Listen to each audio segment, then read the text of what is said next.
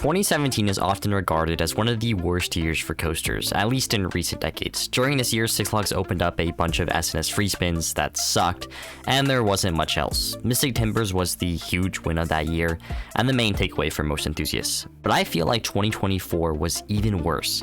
Not only did we miss out on most of our new additions, but we lost some elite coasters in the process, and it is really hard to see. Now, I do want to clarify before we jump in, this video is going to be a lot of doom and gloom, but in reality, the future is so bright for this industry. There are so many amazing people doing so many amazing things, and it is such a good time to be an enthusiast. With Epic Universe, Land of Legends, Six Flags Qiddiya, ElToroRyan, Six Flags new investment, there is just so much to look forward to. The community is also growing thanks to social media, technology is still improving, and coasters are becoming even better. So I wouldn't hang your head too low, but this video is going to have a lot of negatives. The other quick PSA is this video is going to be very American centric because most of the problems were in America. We will talk about Europe and other parts of the world a little bit, but for now we're just going to talk about America. So the biggest thing to happen this year that might send shockwaves down the industry for a long time is the merger between Six Flags and Cedar Fair. I am sure most of you are familiar with this topic, but the two largest regional theme park companies merged. Now this sucks for us as consumers. Competition drives innovation, and when you put parks that are competing for the same region and now are under the same management, it doesn't really work that well. This basically solidified California's Great America's downfall, and it really hurts investments on properties like Six Flags Magic Mountain and Knott's Berry Farm that no longer have to constantly one-up each other. Now, I don't think this is as terrible as people make it out to be. I am taking the overly optimistic approach that new investments will continue to pour in just to keep the park relevant and visitors coming through the gates.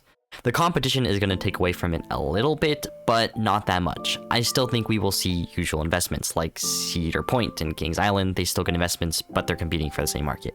But for example, competition between something like Universal and Disney over in Orlando is going to absolutely change this industry just because of how much they are trying to do. Now, this type of rapid change is probably not going to happen anymore, but we will see investments because parks need to build something new to bring back their guests. Like Six Flags Magic Mountain is still building something crazy in 2026 despite being under the same roof as Knott's. So if this is not a bad thing, why am I talking about it? Well, it's not exactly a good thing either.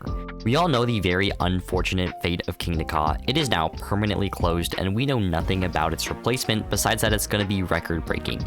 And honestly, I don't buy into that. I totally see Six Flags doing some cheesy thing like building that Mock Extreme Spinner Tower. Now, I think that is a great ride, but I don't think it's a worthy replacement to continue Ka's legacy. Now, if they build something like Falcon's Flight or like a crazy Mock Striker, that changes things, but I don't see them doing this. They are saying record-breaking, and the number is $1 billion for all the parks, so I guess it is possible, but they kind of lost my trust as a company. Now, this was a decision done by Cedar Fair executives that now are a part of Six Flags because of high operation costs that is associated with Kingda Ka. And the way they closed this coaster was nothing short of controversial. Not announcing a closing date or doing anything of the sorts was super sad to see for the entire community, and I will give a personal massive middle finger to Six Flags and Cedar Fair for it because I did arrange a trip to ride Kingda Ka and it ended up closing a week sooner than we thought. I will touch on this in a second when we talk about RC Town as a channel on 2024, but we did lose Kingda Ka, the tallest coaster in the world. And that is a hard pill to swallow for all of us. It was so many people's bucket list coaster. It was so many people's nostalgic memory. We all have stories or dreams about it. It just really sucks to see it go. And I don't think any closing would do it justice, let alone just not saying anything about it. So that is one of the reasons why I hate the merger, but I do think we could pull some positives out of it. Now, I'm going to tag on a few more minor things to 2024 about closures because we did lose some other big coasters this year. As part of the Kingda Ka closure, we lost Green Lantern, which is not that huge of a loss because I kind of hated this coaster. It did get me to tolerate the whole standing model thing, but after riding Georgia Scorcher, I realized how much it sucks. There's also a happy accident with Harley Quinn Crazy Train this past week. It derailed, so we will see the future for that. It did do some minor damage to the station, but now that I have the credit, I do not care if it comes back. I did think the comically large trains on this thing was problematic, and something obviously happened. As part of these Six Flags closures, La Vibora over at Six Flags Over Texas had a very subtle closure, which also sucks. This Intamin bobsled wasn't exactly reliable, but it was a classic and it deserves a send-off like all coasters do. The other Six Flags coaster to officially announce closure is the Boomerang at Six Flags Mexico. The government over there does not let the park remove anything for expansion, like they can't even touch a tree. But getting rid of this and in place for a Vekoma family Boomerang is probably a good choice. There was also a lot of operational problems this year. Superman Escape from Krypton has been SPNO since September and its future remains unclear, especially with Kingda Ka getting the axe. Formula Rosa has been SPNO since January with a major incident and a lot of damage to the launch track. The park is actively working on this one in some way or form, it seems. So they are trying to place their launch track, so I would say that it is more positive than negative. TMNT Shell Racer has also been SPNO since January with absolutely no movement from the park. I know very little about this, but I have heard the park is doing pretty much nothing. The reopening date keeps on getting pushed farther and farther back, just like American Dream loves to do, and we are currently looking at a February 2025 reopening, but even I don't trust that, like, at all. It is crazy that Sandy's Blasting Bronco is the other option here, and it is constantly broken. As I am writing this video, it is currently closed, and it was also closed when I made the trip to New Jersey to ride Kingda Ka, so that really sucks for that park.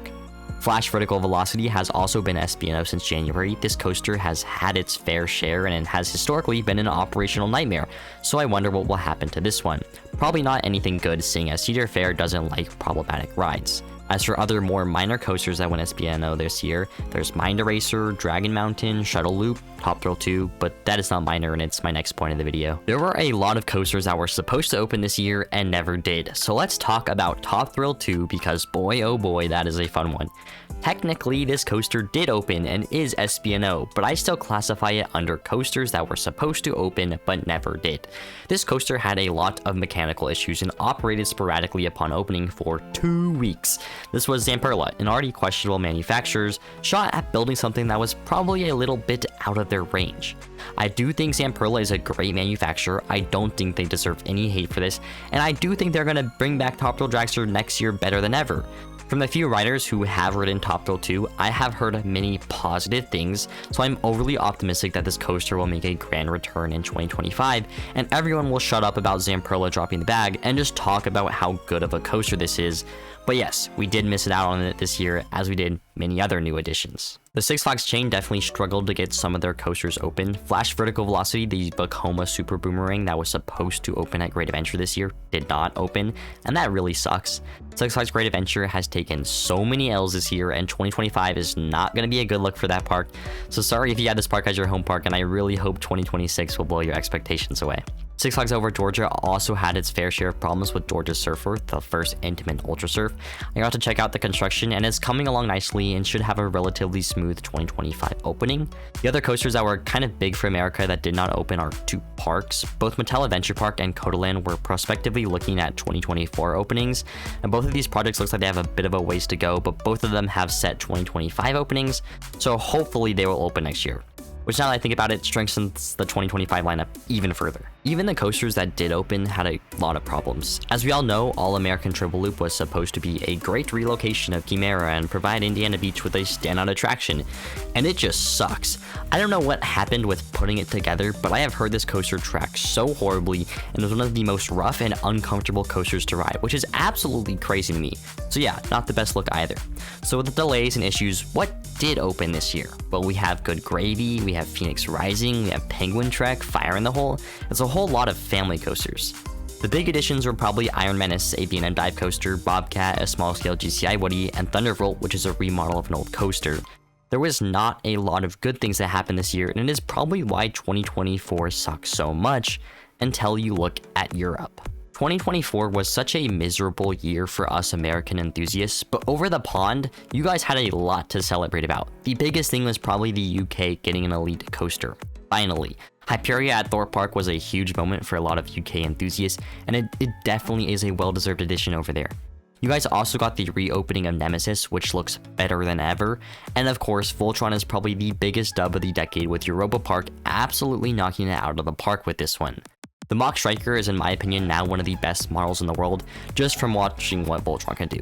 And even the more minor additions, you have things like Mahuka and Vinfault that managed to open, Like, even that is cooler than what we got over in the States, kind of. So like I said in the intro, this mainly applies to American enthusiasts because we got so little, but Europe had a half decent year, and 2025 doesn't look that bad for them either. Now let's kind of talk about how RCE Town as a channel did in 2024, because this was a huge year for us. As many of you know, we went international for the first time and took a trip to Korea and Japan. This really was a once-in-a-lifetime trip, and vlogs just wrapped on it last week, so go check them out because they were really fun to make, and in my opinion, they're really fun to watch. With most big trips, I expected to miss out on a few credits here or there, but I was really hoping we can get on at least the big 4 coasters, which was Ejinica, Hakuge, T-Express, and Flying Dinosaur. And we managed to miss one of them, T-Express, which really sucks. On our trip, we also missed out on Pyrenees, which was a huge loss, and more minor things like Donkey Kong, which is actually opening this week, what is now known as Demon Slayer at Universal Japan, and a handful of credits at Nagashima Spa Land. But T-Express and Pyrenees hurt a lot. We also took a trip to Six Flags Great Adventure, only to miss out on Kingda Ka's closure by exactly 7 days, so that one really hurt. Vlogs coming out soon. So yeah, the channel grew to new heights, and we look forward to continue what we are doing this year, next year, in kind of a similar way. We don't know exactly what trips we are taking just yet, but we're for sure taking you on the ride. So that's all for today's video, guys. 2024 was kind of a year for coasters, and I'm sorry, but 2025 is looking like one of the best. So there's a lot to look forward to. As always, make sure to like and subscribe, join the Discord, link in the description. I'll see you in the next one. Have a great rest of your day. Goodbye.